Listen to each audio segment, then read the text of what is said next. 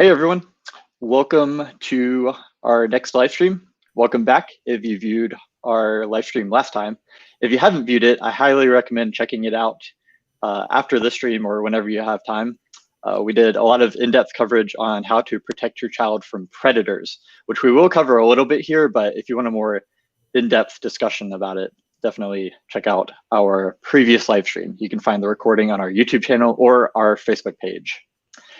Today, Mike is returning to talk about raising a child in an online world. He's got 4 cores that are going to be a very helpful outline for you to follow in order to protect your child and raise them efficiently in this internet age. As always, the stream is going to be sponsored by Guardian, which, if you're not aware, is a parental control app that is great for protecting your kids, helping to keep them safe and teach them positive habits. I'll talk more about it after the presentation, but for now, I'm going to hand it over to Mike. All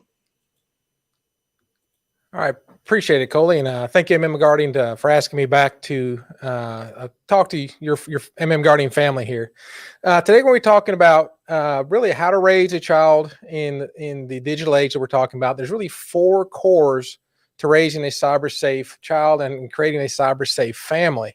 We're going to talk about those, give examples of those, some stories, and then give you some resources as well that you can use and really implement today if you want to make sure that your family is safer than it was yesterday. So a little bit about me. If you watched the first one, you probably know you've heard this before, but I'll tell you again. If you're new, my name is Mike Lemon, and I'm a retired cyber cop from the Bowling Green Police Department in Bowling Green, Kentucky.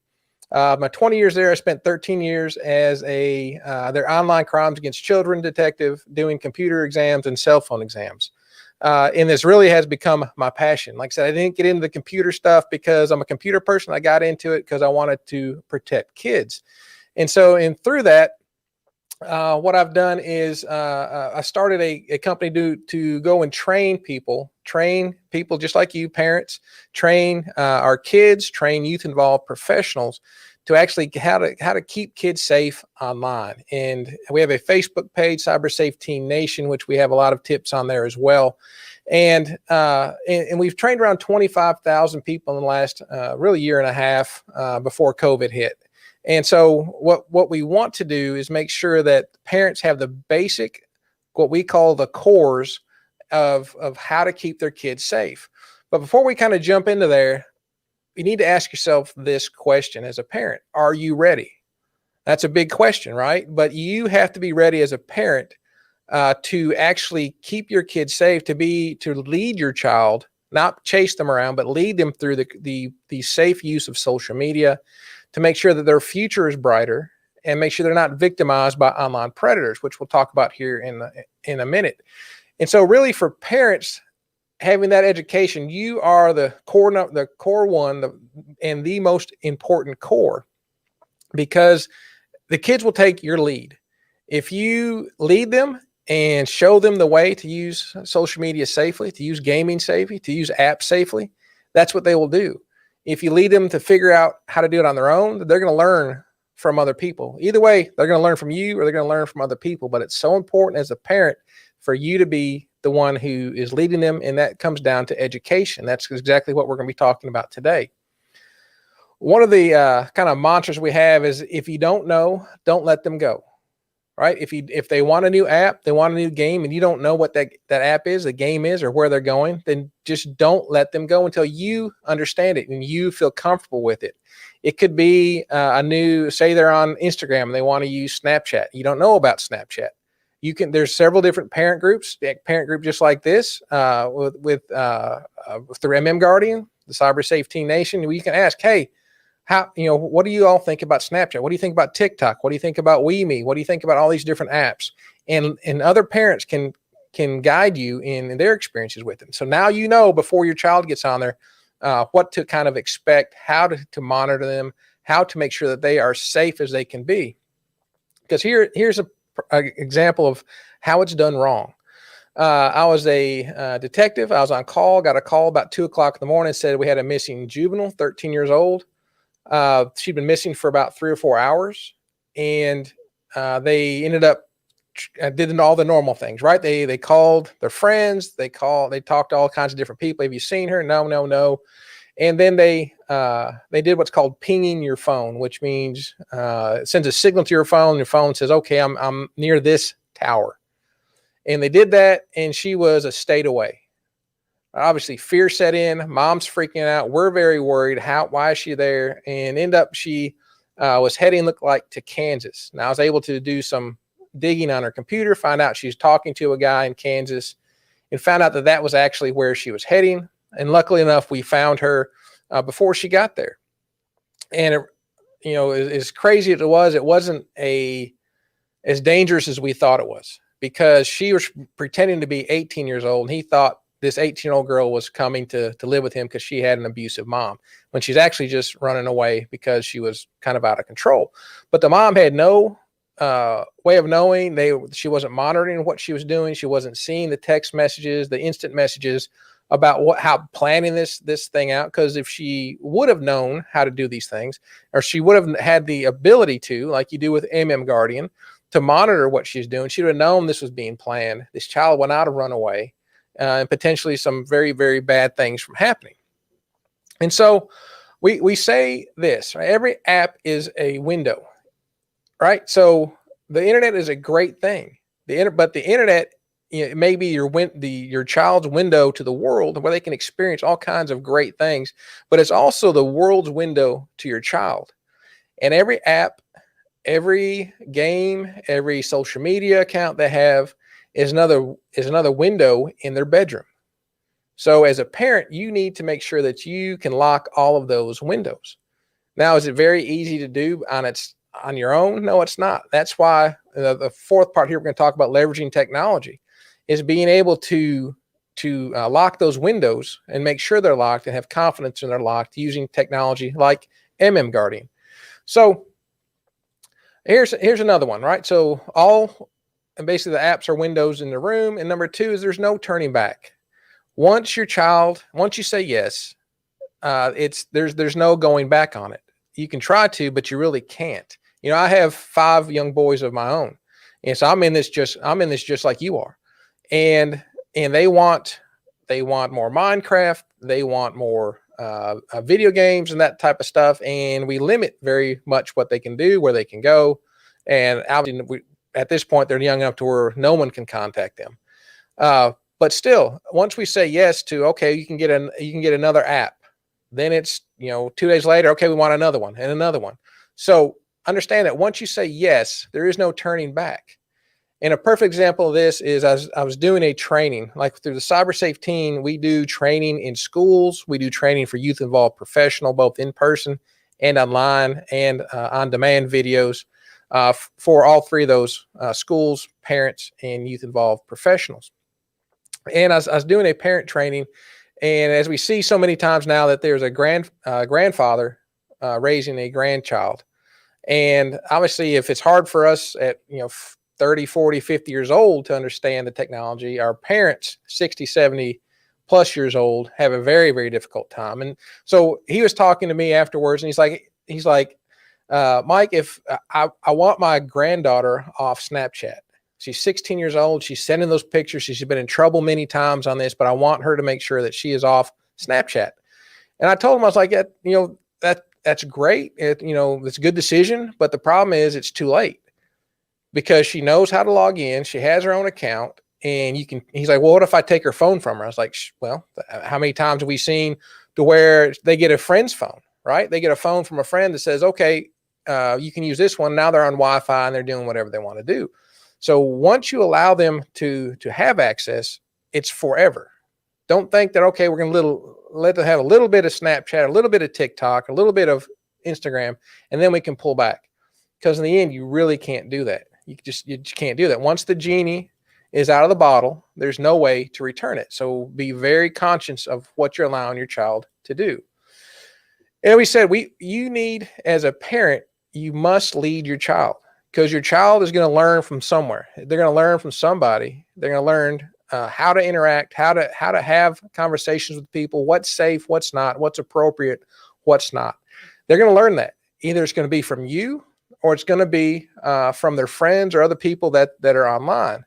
And so a perfect example of this is I call it the racetrack dad story. Another parent training that we did, a parent came up afterwards. He's like, I believe there may be a problem. My 13-year-old son and I build some type of race cars, not like full engine race cars, but like soapbox derby cars.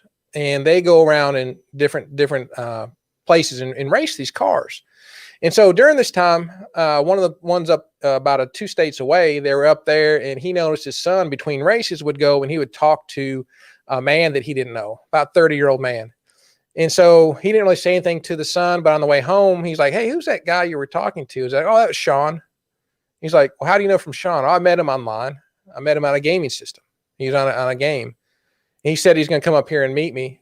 And I told him where we were going. So he came up here to meet me. I didn't know he's that old. I thought he's my age.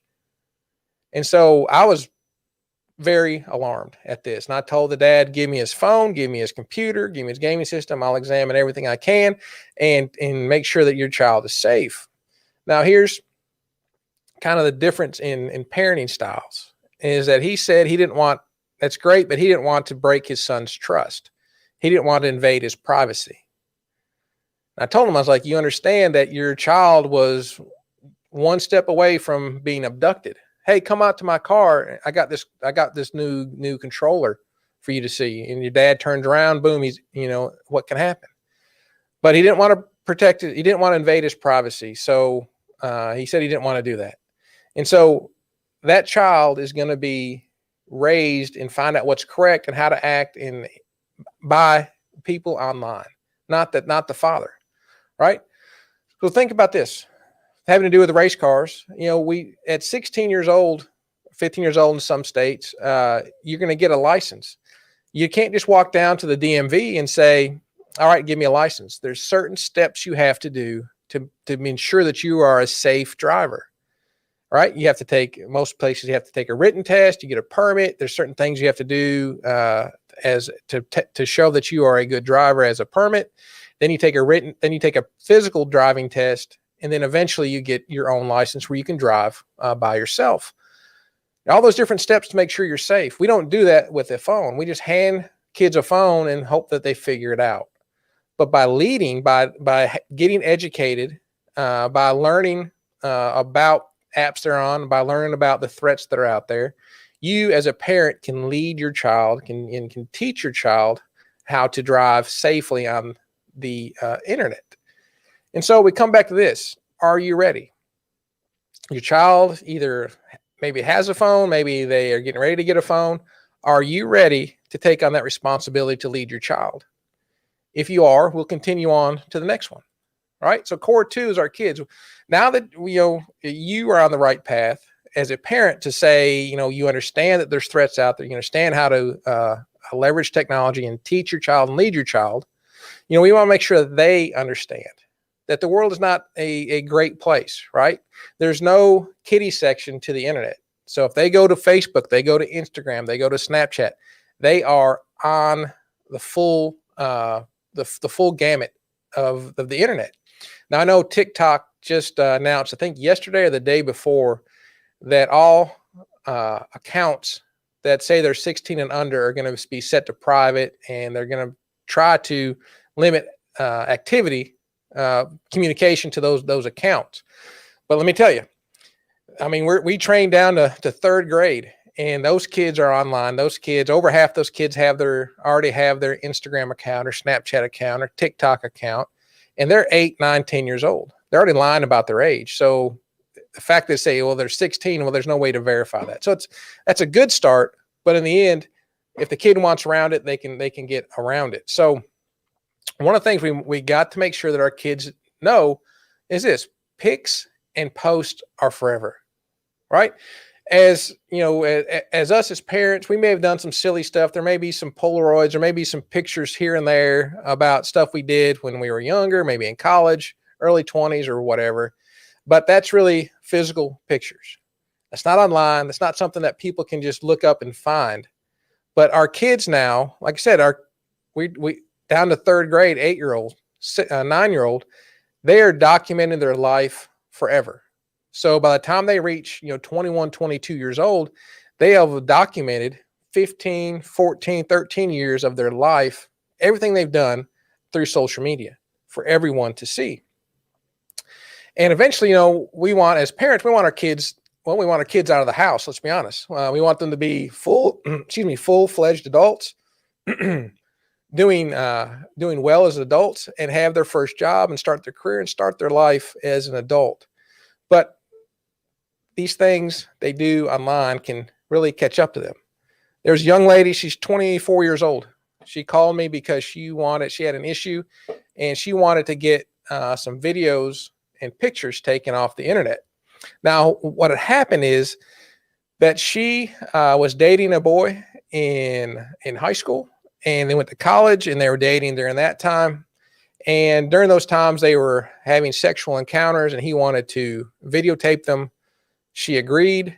And by the time she's getting ready to graduate college, she's having these pictures sent or posted up on different pornography sites. She's freaking out. Her name's attached to it. Her address is attached to it. Her phone's attached to it. She's getting phone calls. She's getting people coming up to her house in the middle of the night. It's actually her parents' house in the middle of the night. And she's freaking out. Now she's getting ready to graduate college. You start her job search.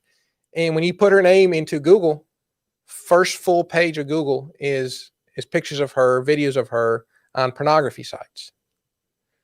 Who's going to hire you? If this happens to your child, who's going to hire your child? Right? They didn't do it. They weren't doing horrible things. They're not bad people. But this is what people see.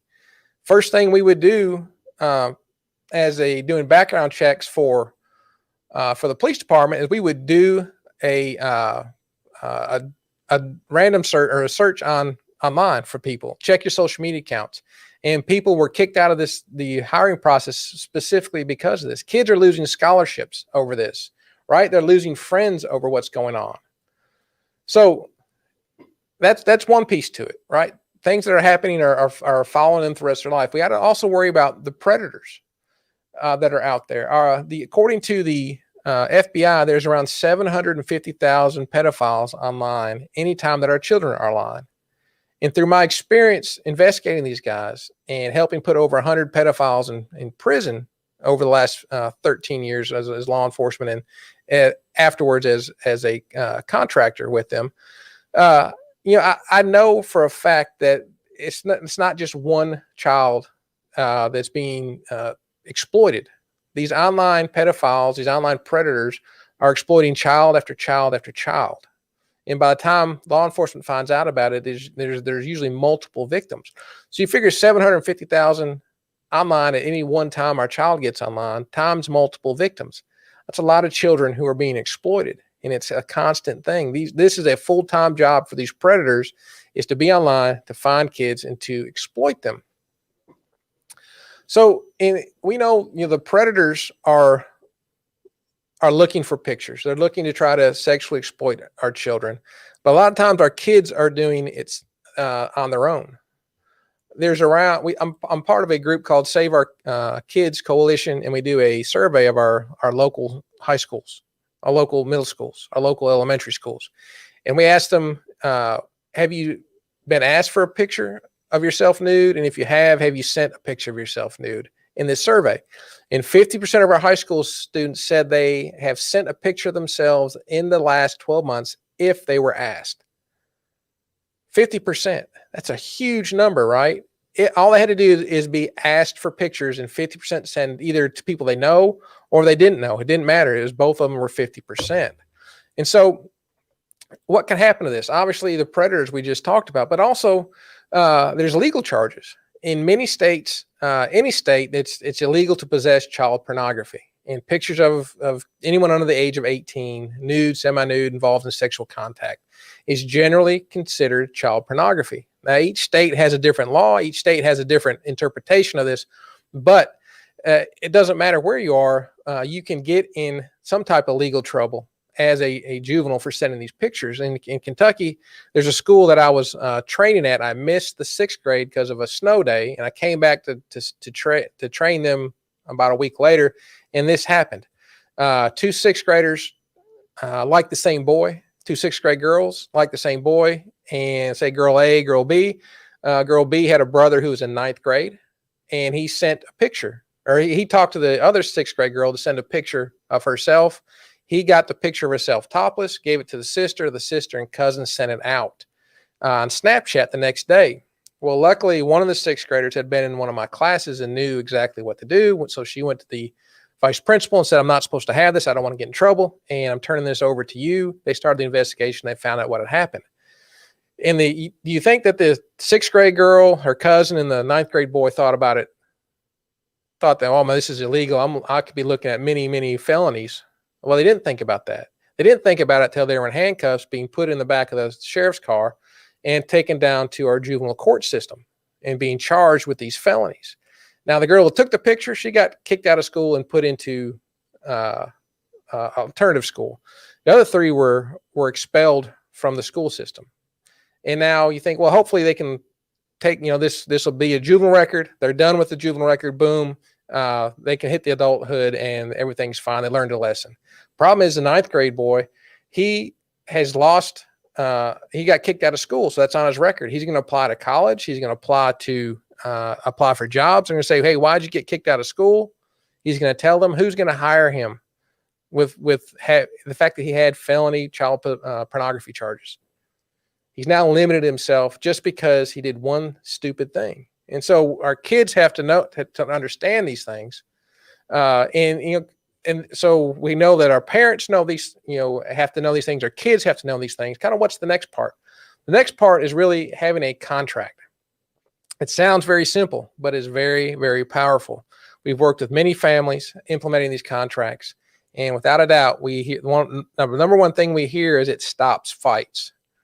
So once you agree on all these things and the kids agree to all these things, and we're going to talk about here in just a second, once you agree to those things, then it sets those expectations, and it's very difficult for them to argue. I didn't know I was supposed to do it when it's right there on the contract, right? So we can kind of jump over. Got to skip behind my camera.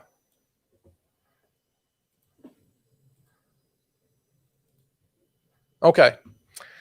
And so this is really the contract. And if you want a copy of this, I'll give you my email here in just a minute. And this is the general contract that you can kind of customize as you see fit. And so it's simple, one page, right? So it starts out here with how they're going to conduct themselves. And then here's a big part here is making sure you as a parent have a username and password. And here's why that's important. The girl who went to Kansas, right? We had to try to figure out her social media accounts and then get into her computer while we're still trying to get with Facebook to get those messages to see who she's talking to. Luckily, I was able to get in and get her messages off her computer. But otherwise, it would have been many, many hours before Facebook, even if they're trying their hardest to get that information. And so if you have that information and something happens, your child's missing, then we can actually speed up the process of getting them returned. So all these pieces here are basically how they communicate with people, what they're supposed to do, if they are or are not supposed to download without your approval, how they act or harass, if they're supposed to harass people, obviously not. And then they're supposed to provide you the ability to inspect the phone, and we'll talk about that, why that's important in a minute. And then, but it also has a section for you, right? So here it has a section for you that says what you agree upon. For parents, you put your name here, agree to these terms. Basically, you are going to provide the phone to them as long as they abide by these tools. But here's the big thing, is that if something happens and they come to you and say, I'm being approached by this predator, or I'm being attacked, or maybe I did something stupid, that they know that they will not lose, if they come to you, they will not lose their social media life forever. Because so many times I've investigated cases, I'm like, why didn't you tell your parents this is going on? Well, they'll freak out even though I didn't do anything wrong.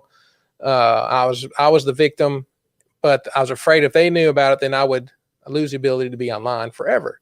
So have that kind of grace for them to be able to do that. And in the end here, have the path to move forward. That freedom is, obviously it says you're going to be inspecting it so many times a month or week, whatever you decide.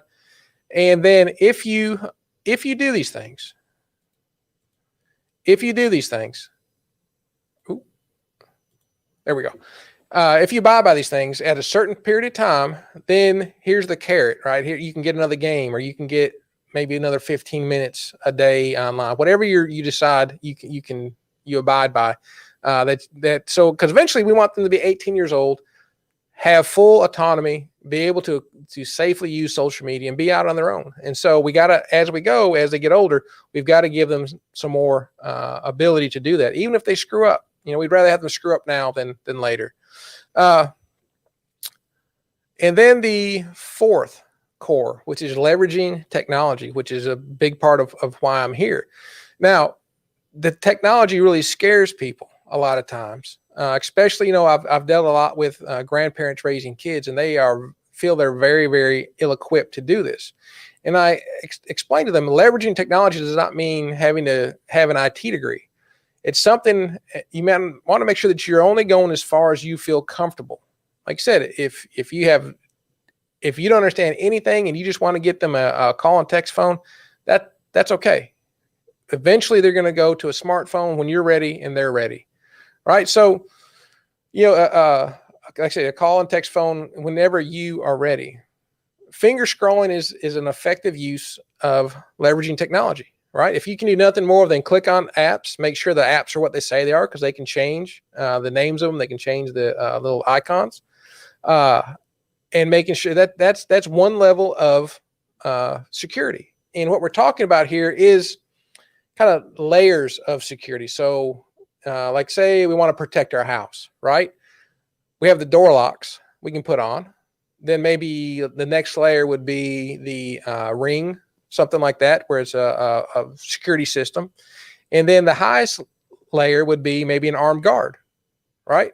So just because you have an armed guard doesn't mean you shouldn't have a lock, and Ring is also a good thing. We suggest having all these layers. And so the first kind of, let's see here. The first layer we suggest is to do random searches, finger scroll, check out their phone. That's very, very effective, because here's the thing. You only have to be lucky once to catch them, right? They've got to be lucky every single time so you don't see what they're doing if they're doing something wrong. So the next level is kind of the local security features. So it's Screen Time or Family Link. Now these are good to kind of control times that they can use it. This is good to control kind of where they can go. So that's more like the second level. And then the third level is the monitor apps. So an app not only can control where they go, so it can take the place of some of the like Family Link, but what it also does is give you the ability to monitor. So you may be scrolling through the finger scrolling, you're going to see what's left on the phone. But a modern app like MMGuardian is going to show you things that are on there that you are not going to be able to find just using your finger, because maybe it's deleted. Maybe it was you don't know how to get to these things. Maybe it's just so much information that it's overwhelming. And she's got, your daughter's got 500 text messages on there, and you don't feel like you can go through 500 text messages. But that's when like MMGuardian has the ability to search that for you with their AI and tell you and send you alerts to say, hey, this is important. You need to check this text out, or this message out, or this whatever out. And so having those three layers, the physical, like the finger scrolling, accessing or using the native apps, and then adding a modern app that's very robust and having the ability to monitor and make sure your child's as safe as they can be, like MMGuardian is vital to having that plan. And those are really the four cores that we're talking about today. And Coley, I'll put you back up here, buddy. And we have a comment. Yeah, just someone saying hi. Okay, there you go. How you doing? Hello, Facebook user. So what we want to do is, like I said, having a very robust and industry-leading app like Guardian is very important, is to on the core level of keeping your kids safe. And so Coley's going to talk about exactly kind of how Guardian can work and some of the features it has that's very important to parents. Yeah, thanks, Mike. And if any of you have any questions, feel free to type them in the comments, whether it's about what I'm talking about or Mike's presentation, and we will be happy to get to them. So a lot of parents are a little bit not sure about using technology on their child's phone. They're not aware of it, or they think that, my child would be too smart to be manipulated by a predator. And car seats weren't really used by a lot of parents compared to like how long cars have been around, until over time people started looking at the data and saw, oh, the more people that use car seats, the more children's lives are being saved in car accidents. And it's really the same idea with parental control apps. The more parents that use them, the more lives are going to be saved, whether it's your own child's life, or perhaps a child who is talking to your child and you'll get an alert because that child was expressing some suicidal thoughts. And then you can contact their parent and get them the help that they need. We hear from parents with stories a lot, like that all the time. So we do have some people probably viewing this who are not familiar with Guardian. So I'm just going to run through a few screens of the app so you can get a general idea of what to expect when you start using the app. So this is the first screen that you'll see, and this is just the very basic controls. It's very easy to use. If you can tap buttons on your screen, you can figure this out. This is just the left menu, and it gives you all the options. It might look a little overwhelming at first, but that's just because this app will allow you to do pretty much whatever you want to do on your child's device. And we are currently working on just constantly improving the user interface, make it as easy to use as possible. But as you start exploring these different functions, you'll figure out what each thing does, and it's going to give you a lot of peace of mind once you see how robust all these controls are. You'll also be able to see your child's usage. So you can see messages, you can see who they're talking to, you can see the apps you're using, you can see who they're calling on the phone, their web browsing, whatever browser they're using, whether they're using it in incognito mode or not. You will be able to see it. You can filter it, make sure they're not visiting websites they shouldn't be. And for messages, you can see their actual messages. You can see who they're talking to, the messages they're sending and receiving. And you will also get alerts about concerning messages using Guardian's AI. So this is an example of kind of a generic phone conversation. We cover normal SMS text messages and also a lot of social media and messaging apps such as Facebook Messenger, Instagram, TikTok, Snapchat, all the big ones. And we're currently working on adding even more. So if Guardian's AI detects concerning messages, you will get an alert and you'll be able to see the conversations. You'll see the message that generated the alert. And regardless of where that message was sent. So this is what an example of an alert will look like. This is an alert for a predator. So if if the app detects that messages sound like they might be to or from a predator, then you will get an alert like this. And for predator alerts in particular, you'll have the option to report the predator. You'll see this red button and you tap that and you'll be able to send this information to us. And we will check it out, excuse me. And a dedicated member of our team who is trained will search it. And if it seems legitimate, we will pass it on to our connections at the National Center for Missing and Exploited Children. And this will expedite the process of catching the predator by up to 4 months. It's normally around a 6-month process. So this is enormously helpful for the authorities. This is something we covered in our previous stream. So if you want to learn about that in more detail, I highly recommend checking that out. In addition to alerts about predators, we also send alerts about cyberbullying, drugs, suicidal thoughts, violence. There's all these categories. There's also inappropriate picture detection. And you can also enter your own keywords. If there are particular words that you are worried about your child using that you want to be alerted about, you can enter those in. And that'll cover should give you pretty good peace of mind. We are also expanding the alert categories. So, although it is pretty robust now, we're only going to continue getting more and more expansive in our feature list. Now, one thing parents often ask is the difference in features between Androids and iPhones. For the parent's device, it doesn't matter at all. You can have either of them and you'll have the same capabilities. The features depend on your child's device. If your child has an Android, you'll have all the features that I listed, plus way more. For iPhones, the features are a little bit different because Apple is very restrictive when it comes to developers. We've done the best we can to offer as many features as possible. So you can go to our website and view all the features available. We do offer message monitoring and alerts. So all the really important ones you will have available to you in addition to stuff like retrieving your child's location, web filtering, things like that. So I see we do have a couple of questions. So let me bring Mike back here and pop this up on the screen.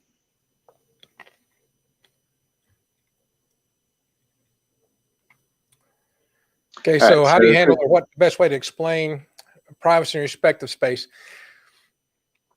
I think for me, if you go to the end and work backwards, it's easier to understand. If the child from the Racebox dad case was missing, do you think that father would have the same understanding of respect and privacy? Should you have your child have privacy and you respect it? Absolutely, I think so. But just because I think it goes along like as they're getting older, you maybe give them more privacy, you respect their privacy a little bit more, because in the end, you don't want to be hovered over your child at 18 years old and they can't do anything without you. Understand that. But it really goes down to one, the age, how old they are, how mature they are, and how kind of their history. If they have a history of bucking the rules and they got a history of making bad decisions, then as a parent, you probably need to watch them a little bit more compared to a child who doesn't do that. And so there's no check off chart to where it's this is what's exactly you do. It's really an art, obviously, art of parenting. Yeah, and I think the contract you're talking about probably really helps out with that type of stuff. It's also worth mentioning that with Guardian, you can pretty much give your child as much freedom as they have earned. So if you want to, lock their phone down, read their messages, you can do that. If you'd rather just take a more hands-off approach and only be alerted about concerning messages and investigate those, you can do that as well. So you get a lot of flexibility there. And another question. What if someone sends your child a nude pic? What's the next step? I think it would come down to who the person has sent it is. Well, if it's another child that you may want to contact the parent first. But if it's someone who you are not sure, I would definitely notify the police, because here's the deal: these pedophiles don't go out there and say, "Hey, I'm a pedophile. Can I talk to you? You're 12 years old. I like 12-year-olds." Right? They pretend to be 12-year-olds. They pretend to be other people. So if they're sending these pictures, in a lot of cases I worked, it's not even them. It's victims that they've had before they're using to send to try to get pictures from your child. So personally, for me, if it happened, like I said, if it's another child that we know this is their girlfriend, boyfriend, whatever, I'd probably handle that with contacting the parents first. But if you don't know who that is, then I would contact the police. And if Guardian has a predator alert on that, where they can, I'm telling you, when he said it speeds it up by 4 months locating these pedophiles. I've seen it. I've worked the cases where it's been 4 months till the case gets to me, and it takes 2 months for me to work. Whereas if we could have done that right off the bat, it really saves that time. And I love that feature about Guardian. Yeah, and definitely the more resources that police have when it comes to reporting these predators, the better. They have databases. The National Center for Missing and Exploited Children has a massive database with all sorts of information about children who have been exploited and predators. So the more information they have, the more effectively they can do their jobs to protect children. I will say this, just one thing though, is do not send that picture. So I've had many times where parents are like, hey, my child got this picture and they text it to me. Like, don't do that. That's still child pornography. It's like, hey, my child has this bag of cocaine. I'm going to go bring it to you. Now just contact the police, leave it where it's at, and think of it as, it's anything else that's illegal. Don't pass it on. Yeah, and that's one thing that we really kept in mind when designing Guardian for our inappropriate picture detection. If an inappropriate picture is detected on the child's device, either sent or received via MMS or saved on the phone, instead of that picture being sent to the parent app, which would require it being stored in a database, we simply make a copy of that picture and it is stored on the app on the child's device. So it never leaves the child's device, which protects you as a parent from a legal standpoint and also provides the maximum amount of security from your child, because I don't care what database it is, like any database can be vulnerable in some way. So by not leaving the device, that's the safest way to go about that. It's also worth mentioning that Guardian is extremely tamper-proof. We've implemented a lot of security to make it almost impossible for children to bypass if you take all the proper ways to set it up. We definitely are the most secure of any parental control app available. I have no problem saying that at all. So that's a lot of things that parents get a little worried about as far as their child just getting around the app. They shouldn't be able to get around Guardian if it is set up properly. And it looks like that does it for all the questions. So we will wrap this up. Thank you for everyone who tuned in. And if you're watching this in the future, thank you for watching. And thank you to Mike. Presentation was awesome, and definitely would like to have you back again in the future. Excellent. Sounds great to me. Thank you. All right.